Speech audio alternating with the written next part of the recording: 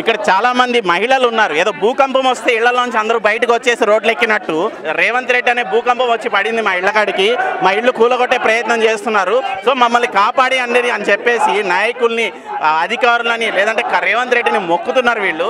So అడుగుదాం అమ్మ ఏంటి పరిస్థితి?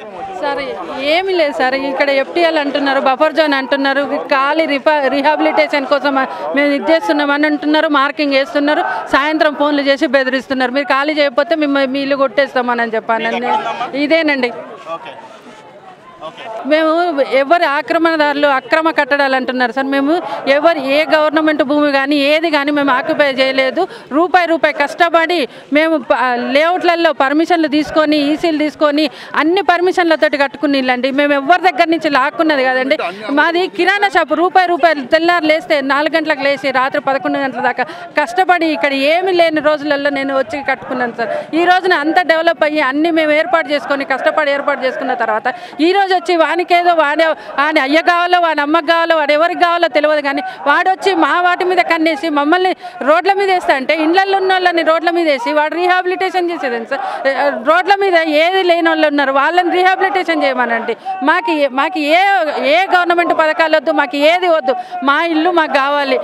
సర్వే కూడా సార్ ఏ సర్వే లేదు సార్, వాడి ఇష్టం వచ్చినట్టు తీసుకున్నాడు. వాడికి ఎక్కడ నచ్చితే అక్కడ 150 మీటర్లు అంటాడు, 200 మీటర్లు అంటాడు. వాడికి ఎక్కడైతే ప్రాబ్లం వస్తుంది అనుకుంటాడు అక్కడ 20 మీటర్లు అంటావు.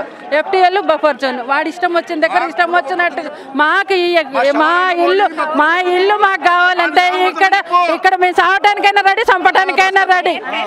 కాదు కూడదు తీస్తా అంటే మా అందరికి తల ఒక విషం బాటిల్ ఇయ్యమనండి అంతే. మా శవాల మీదకి వెళ్ళి లేవాలి, అంతే. న్యాయం అడుగుతున్నాం అంతే అన్న. మేము మా శవాలు అంతే, మేము అక్రమంగా అడగట్లేదు.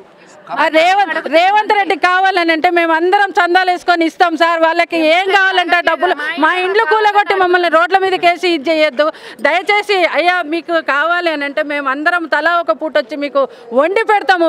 మా సొంటి అక్క చెల్లెలు మీకు లేరా? ఈ కార్యక్రమాన్ని విరమించుకోవాలి ఏమంటే రేవంత్ రెడ్డి గారు. మరి మీరు వచ్చి చూసి ఇక్కడ ఏ ఇంటికి వరదలు వచ్చినాయి, ఏ ఇల్లు ఇబ్బందుల్లో ఉంది మీరు ప్రత్యక్షంగా చూడండి. మధ్యలో వాళ్ళు ఎవరికి అవసరమైతే వాళ్ళు చెప్పిన వివరాలు విని కాదు, మీరు లోకల్గా వచ్చి ఫిజికల్గా సర్వే చేసి చూసి చెప్పండి మేము ఎక్కడున్నాము, మీకు ఎటువంటి ఇది